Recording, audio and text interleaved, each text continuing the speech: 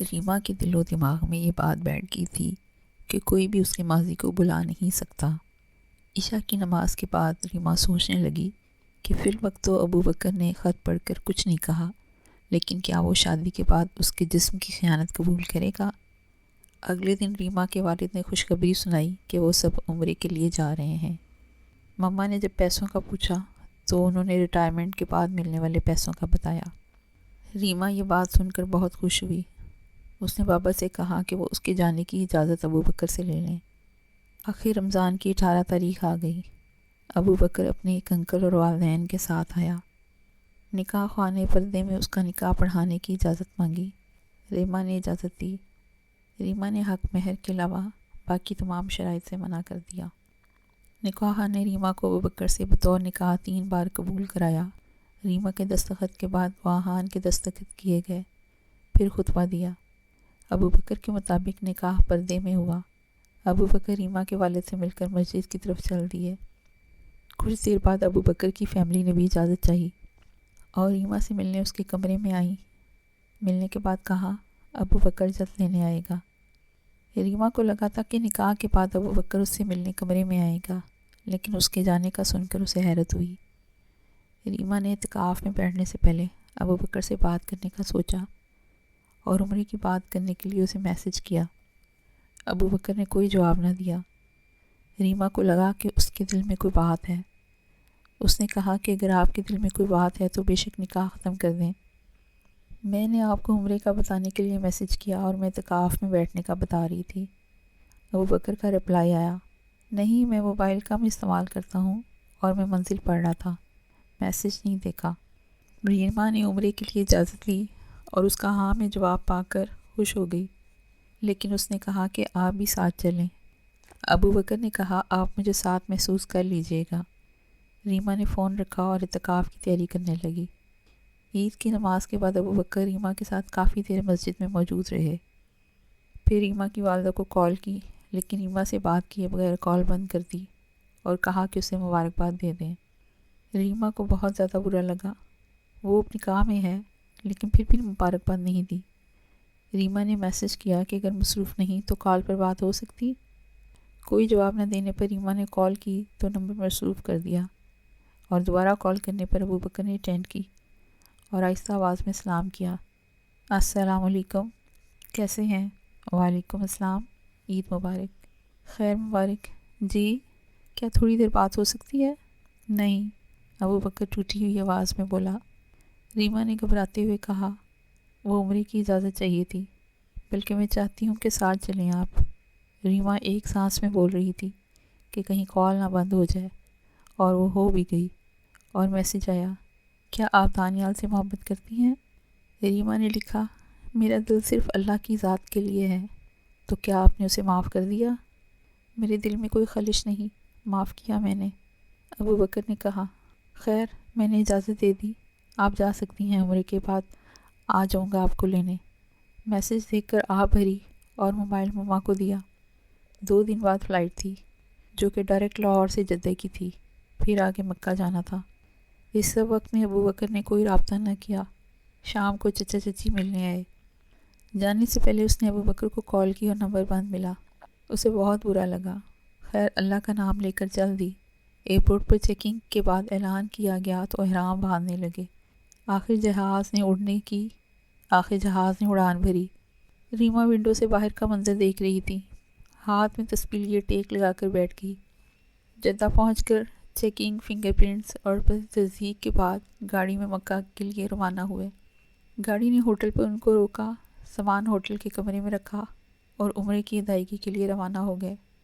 جیسے جیسے ریما کے قدم اٹھ رہے تھے، ریما نے آنکھیں بند کیے بغیر دعا کے لیے ہاتھ اٹھا لیے، اپنے گناہوں کی معافی مانگنے لگی۔ میرے مالک، آج تیرے گھر تیری رضا سے ٹھہری ہوں۔ میں اس قابل تو نہیں ہوں، لیکن اپنے گناہوں کی معافی مانگتی ہوں اور اپنے والدین اور تمام مسلمانوں کے گناہوں کی معافی مانگتی ہوں۔ وہ گڑگڑاتے ہوئے دعا مانگ رہی تھی۔ ریما تو آف کرتی جا رہی تھی اور سوچ رہی تھی کہ یہ 7 سال اسے کہاں لے گئے۔ جس سے پیار کیا اس نے برباد کیا، اپنی بہن کو کھویا، دوست نے دوستی کے مطلب کا مذاق اڑایا، اس کے آنسو تکبیرات کے ساتھ گرنے لگے۔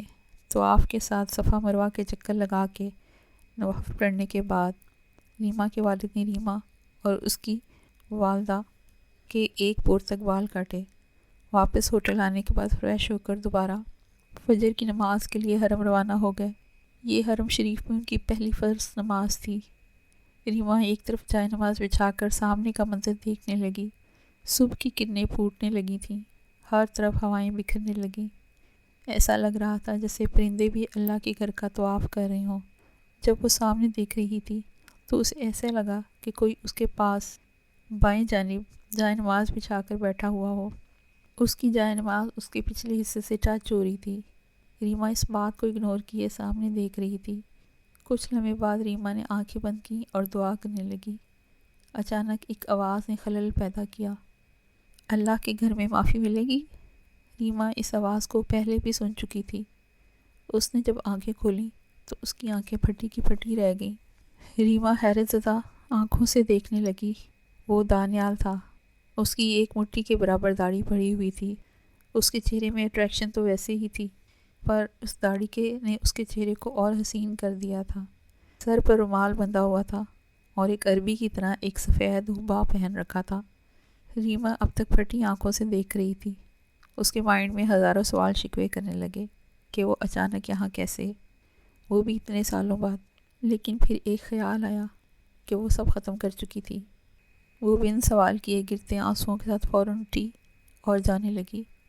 اس کا دل چاہ رہا تھا کہ دانیال سے سوال کرے، گلہ کرے، شکوہ کرے، لیکن وہ اب کسی کی امانت تھی اور وہ اس میں خیانت نہیں کرنا چاہتی تھی۔ ریما جانے لگی اور اتنا بولی، میرے دل میں کوئی خلش نہیں، خدا را دوبارہ میرے سامنے مت آنا، میں کسی کے نکاح میں ہوں۔ وہ یہ کہہ کر جانے لگی۔ جانتا ہوں، ایک آواز نے پھر ریما کے بڑھتے قدموں کو رکنے پر مجبور کر دیا۔ وہ بن مڑے ٹھہر گئی۔ دانیال نے ایک پل خاموشی اختیار کی اور پھر بولا، میں ہی ابو بکر ہوں۔ ریما ایک دم حیرت سے مڑی اور دانیال کا منہ دیکھنے لگی، جو اس وقت خانہ کعبہ کی طرف نظر جمائے ٹھہرا تھا۔ ابو بکر؟ ریما نے آہستہ آواز میں کہا۔ ابو بکر نے ریما کے نورانی چہرے کی طرف دیکھا اور اپنی بچھی جائے نماز پر بیٹھ گیا۔ پھر ریما کو بیٹھنے کا اشارہ کیا اور خانہ کعبہ کو ایک نظر دیکھا اور آہ بھری۔ پھر ریما کے حیرت زدہ چہرے کو دیکھ کر کہنے لگا، تم جانتی ہو اس دن تمہاری زندگی برباد کرنے کے بعد میرے ساتھ کیا ہوا؟ پھر اپنی زندگی سنانے لگا۔ ابو بکر سوشل میڈیا پر انجان لڑکیوں کے لیے فیک نام دانیال استعمال کرتا تھا۔ ہسپتال سے گھر آنے کے بعد اسے اندازہ ہو گیا کہ اب اس کے پاس کچھ بھی نہیں تھا۔ جس چیز پر اسے غرور تھا وہ پاس تو تھا، لیکن اس میں طاقت نہ تھی۔ اس کے جسم میں اتنی بھی طاقت نہ تھی کہ وہ اپنے یورین کو ہی کچھ پل روک سکے۔ اسے بس ایک احساس ہوتا کہ کچھ فیل ہو رہا ہے اور وہ فوراً واش روم جاتا، ورنہ کپڑے ہی خراب ہو جاتے۔ وہ جانتا تھا نہ جانے کتنی لڑکیوں کی زندگی خراب کر چکا ہے، خاص کر ریما کی۔ اسے رہ رہ کے ریما کی بد دعا یاد آتی تھی کہ تم سے اب اللہ حساب لے گا۔ اس واقعے کے بعد ابو بکر نے اپنے سارے سوشل اکاؤنٹس ختم کر دیے۔ آہستہ آہستہ دوستوں سے بھی دور ہوتا گیا۔ ایکسیڈنٹ میں ویسے ہی اس کے دونوں موبائل جل گئے تھے۔ اس کے بعد اس نے دوبارہ موبائل نہ لیا، بس گھر میں الگ رہنے لگا۔ دوست، لڑکیاں سب ختم کر دیے۔ اسے خود سے نفرت سی ہونے لگی، اور نفرت و شرمندگی میں اتنا کہ وہ خود کو آئینے میں نہ دیکھتا، اگر دیکھتا تو رونے لگ جاتا۔ ابو بکر کے ابو نے ابو بکر کے علاج کے لیے پاکستان کے ساتھ ساتھ باہر ہر جگہ اس کے ٹیسٹ رپورٹس بھجوائے۔ جس نے جو علاج کہا کروایا، کسی نے دعاؤں کا کہا، سب کچھ کروایا۔ لاکھوں پیسہ پانی کی طرح بہا دیا، اور کیسے نہ بہاتے، وہ ان کا اکلوتا بیٹا تھا۔ لیکن علاج لا علاج تھا۔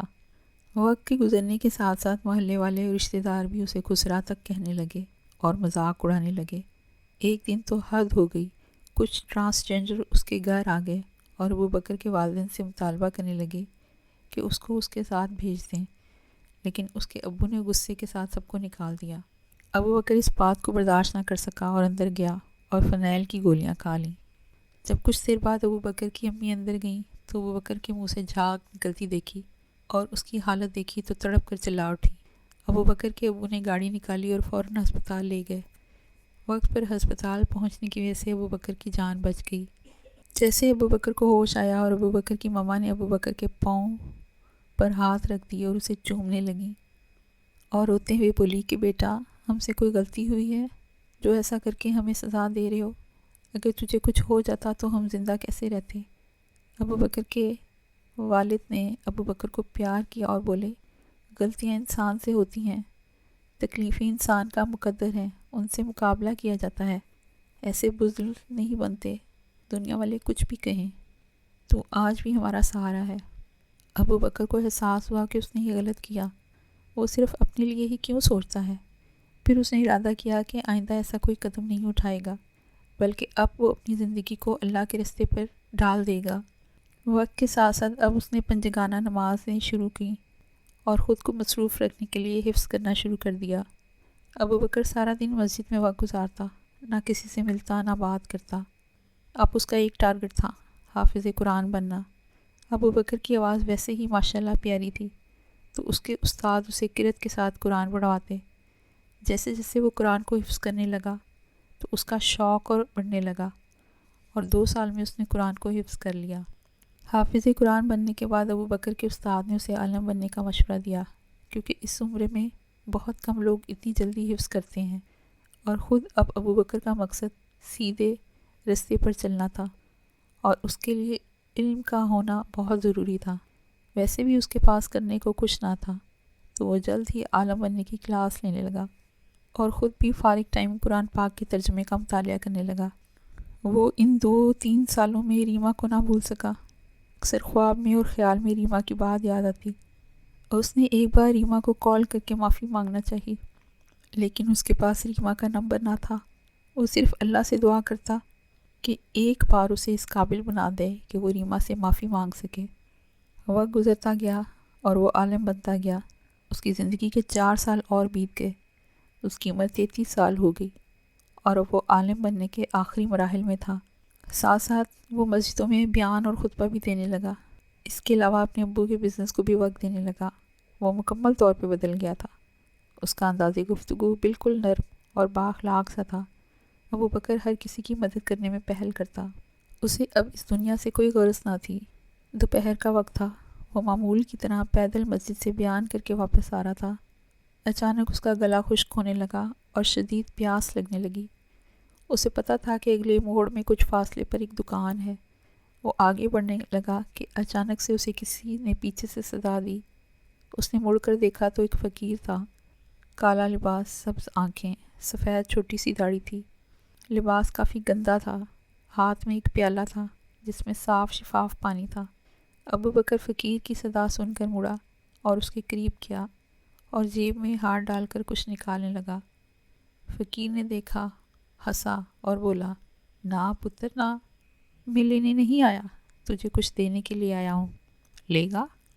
یہ کہہ کر اس نے پیالے کی طرف آنکھوں کا اشارہ کیا اور پھر ہنستے ہوئے بولا، بہت پیاس لگی ہے نا تجھے، لے یہ پی لے۔ یہ کہہ کر اس نے پیالہ بڑھا دیا۔ ابو بکر نے جیسے پیالہ پکڑا اور پانی پینے کا ارادہ کرنے ہی لگا تھا کہ فقیر نے منہ بھر کر اس میں تھوک دیا اور ابو بکر کی طرف دیکھا اور سنجیدہ ہو کر بولا، اب پی اپنے گناہوں کو۔ ابو بکر اس کی گول آنکھوں میں دیکھ رہا تھا۔ فقیر کی بات سن کر اس کا جسم ٹھنڈا سا پڑنے لگا۔ ابو بکر نے پیالہ تو تھام لیا تھا، لیکن اسے اب بالکل پیاس نہ تھی۔ اس کی زندگی میں ہزاروں فقیر آئے، لیکن سب نے کچھ مانگا تھا، کوئی دینے نہ آیا تھا۔ ابو بکر کی آنکھیں نم ہونے لگیں۔ وہ سمجھ گیا تھا کہ وہ اس تھوک کو دیکھ کر اپنے غلیظ کاموں اور پیاس کو یاد کرنے لگا اور آسمان کی طرف دیکھنے لگا، اور گرتے آنسو اس کے دل میں کہنے لگے، اے اللہ، بس تو مجھ سے راضی ہو جا، اور بیٹھ کر پانی کا پیالہ پینے لگا۔ ابو بکر نے پیالہ خالی کر دیا اور زاروں قطار رونے لگا۔ اسے ایسے لگا جیسے آج اس نے اپنے گند کو چاٹا ہو اور اب اس کا من صاف ہوا ہو۔ فقیر نے ایک نظر آسمان کی طرف دیکھا اور کہا لگاتے ہوئے بولا، واہ رے مالک، ادھر وہ کامیاب، ادھر یہ کامیاب۔ پھر ابو بکر کے پاس بیٹھا اور اس کے سر پر ہاتھ پھیرا اور بولا، پتر، میں کو مارنا بڑا اوکھا ہے، تو اس امتحان میں پاس ہے۔ ابو بکر روتے ہوئے فقیر کے گلے لگ گیا اور بولا، بابا، میں بہت برا ہوں، میری میل ختم ہی نہیں ہوتی، فقیر نے اکا بھری اور بولا، پتر امتحان تے ابھی اور بھی باقی ہیں۔ وہ اس کے چہرے کو دیکھتے ہوئے پھر بولا، اچھا کیا چاہتا ہے تو؟ ابوبکر نے چہرے کو صاف کیا اور ایک لمبا سانس لیا، پھر ایک مسکرا کر بولا، بابا رب کو منانا ہے۔ فقیر نے فوراً جواب دیا، تو اس کے بندے کو منا۔ پھر کہا، رستہ تیرے پاس ہے، بس پہچاننا تجھے بھی باقی ہے۔ یہ کہہ کر فقیر اٹھا اور ساتھ ابوبکر کو بھی اٹھایا اور اس کا ہاتھ پکڑے اس کے چہرے پر پھونک ماری اور بولا، جا تیرا روگ دور کر دیا، جا جا اب چلا جا۔ بابا دوسری طرف چل دیا اور ابوبکر دوسری طرف۔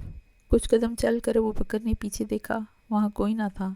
وہ حیران ہوا اور پیچھے کی طرف آیا، بھاگا، ادھر ادھر دیکھا، لیکن دور دور تک وہاں کوئی نہ تھا۔ گھر پہنچتے ہی ابوبکر کو تیز بخار کے ساتھ ناف والی جگہ پر شدید تیز درد ہونے لگا، اتنا شدید کہ وہ بے ہوش ہونے لگا۔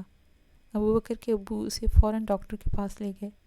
ڈاکٹر نے ٹیسٹ کر کے یورولوجسٹ سے کنسرن کیا۔ ڈاکٹر نے ارجنٹ آپریشن کی پرمیشن مانگی، جس کی اجازت اس کے ابو نے دے دی۔ جب آپریٹ ہو گیا تو ڈاکٹر صاحب حیران تھے کہ جو پہلے ایکسیڈنٹ میں وینز ختم ہو چکی تھیں، ان میں دوبارہ سرکولیشن سٹارٹ ہو چکی تھی، اور یہ ایک کرشمہ تھا۔ انہوں نے ابوبکر اور اس کے والدین کو مبارکباد دی۔ ابوبکر جانتا تھا کہ یہ سب اللہ کی طرف سے ہے اور اس نے مجھے ایک اور موقع دیا ہے۔ وہ بستر پہ لیٹے ہوئے آنکھیں بند کیے اللہ کے سامنے سربا سجود ہو گیا اور اس کی آنکھوں سے آنسو ٹپکنے لگے۔ وہ جانتا تھا کہ وہ اس قابل اب بھی نہیں تھا۔ ٹھیک ہونے کے بعد اس نے ریما کو تلاش کرنے کا ارادہ کیا۔ اس نے سوچ لیا کہ وہ ریما سے معافی مانگے گا اور بتائے گا وہ بدل گیا ہے۔ یہ صرف اس کی وجہ سے اپنا عالم کا کورس 2 ماہ میں مکمل کیا اور لاہور کی طرف چل دیا۔ آج پھر وہ اپنی گاڑی پر تھا، لیکن اب ارادہ خود کی غلطی کو سدھارنا تھا۔ وہاں پہنچ کر وہ اس جگہ پہنچا جہاں اس نے آخری بار ریما کو اس گھر میں جاتے دیکھا تھا۔ اتنے سالوں کے بعد یہ جگہ کافی بدل گئی تھی۔ اسے اب کنفرم یاد نہ تھا کہ ابوبکر نے 1-2 دکانوں سے اس کے ابو کا پوچھا تو پتہ چلا وہ لوگ یہاں سے چلے گئے ہیں۔ کہاں گئے یہ نہیں پتا۔ ابوبکر نے ایک مسجد میں نماز ادا کی اور دعا کے بعد سوچنے لگا۔ اچانک اسے فیکٹری کا نام یاد آیا جس کے ابو اس کے جاب کرتے تھے، لیکن وہ جانتا تھا کہ فیکٹری میں ایسے داخل نہیں ہو سکتا اور نہ ہی ایسے ریما کے ابو کو بلا سکتا ہے۔ پھر کچھ دیر سوچتا رہا، پھر گاڑی فیکٹری کی طرف دوڑا دی۔ وہاں باہر ٹھہرے گارڈ سے کسی جاب کا پوچھا اور ایک کاغذ پر امام مسجد کی خدمت میں درخواست لکھ کر اندر بیٹھے سپروائز کو دے دی اور واپس گھر کی طرف روانہ ہو گیا۔ کچھ دن بعد سپروائز نے کال کی اور پیش امام اور مسجد کی دیکھ بھال کی جاب ہو جانے کی مبارکباد دی۔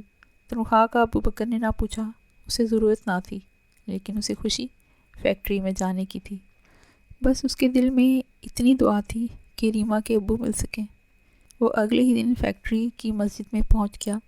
پچھلے امام کے جانے کے بعد تقریباً 1 ماہ سے صفائی نہ کی گئی تھی۔ جماعتی بس آتے، ان میں کوئی بھی جماعت کرا دیتا تھا۔ ابوبکر نے آ کر مسجد میں رونق لگا دی۔ وہ عشاء کے بعد مختصراً بیان کرنے لگا۔ فارغ وقت میں فیکٹری کے ملازمین سے ملتا، ان کو نماز کی تلقین کرتا۔ جہاں مسجد میں 2-4 لوگ آتے، وہاں اب تعداد بڑھتی گئی۔ ریما کے ابو ویسے تو اکثر مسجد کے قریب رہتے، ہر روز نماز پڑھتے تھے اور ابوبکر سے مصافحہ بھی کرتے تھے، لیکن کبھی گفتگو نہ ہوئی۔ ایک بار ابوبکر مسجد میں بیٹھا قرأت کے ساتھ تلاوت کر رہا تھا۔ ریما کے ابو کا گزر ہوا۔ ابوبکر کی قرأت نے انہیں مسجد کی طرف رجوع کروا دیا۔ وہ وہاں جا کر بیٹھ گئے۔ رکوع کے بعد ابوبکر نے مسکراہٹ سے سلام کیا اور گفتگو شروع کر دی۔ ریما کے ابو کو ابوبکر سے بات کرتے اچھا لگا اور باتوں باتوں میں دل کا حال دینے لگے، لیکن باتیں سننے کے بعد ابوبکر کو اندازہ ہونے لگا کہ یہ ریما کے ابو ہیں اور ریما کی بات کر رہے ہیں۔ لیکن ابوبکر نے ریما کی شادی کا نہ پوچھا۔ اس کی آنکھوں سے آنسو بہنے لگے اور وہ دونوں ہاتھوں سے ریما کے ابو کے پاؤں پکڑ کر زارو قطار رونے لگا۔ ریما کے ابو یہ دیکھ کر حیران رہ گئے۔ ابوبکر کہنے لگا کہ وہ بد نصیب میں ہوں جس کی وجہ سے اس کی زندگی خراب ہوئی، اور پھر ابوبکر نے ساری داستان سنا دی۔ ریما کے ابو دانیال نام سن چکے تھے۔ جب ابوبکر نے بتایا کہ وہ دانیال بن کر اس کی زندگی میں آیا تھا تو ان کو یقین ہوا، لیکن داستان سننے کے بعد وہ خاموش ہو گئے، کیونکہ وہ سمجھ گئے تھے کہ اسے سبق مل چکا ہے اور اب وہ نیک رستے پر ہے اور جب ابو بکر نے سنا کہ ریما کی شادی ابھی تک نہیں ہوئی تو اسے فقیر کی بات یاد آئی۔ یہ بھی اس کے لیے کرشمہ تھا۔ وہ شکر ادا کرنے لگا اور شادی کی درخواست کی، لیکن ریما کی مرضی جان کر۔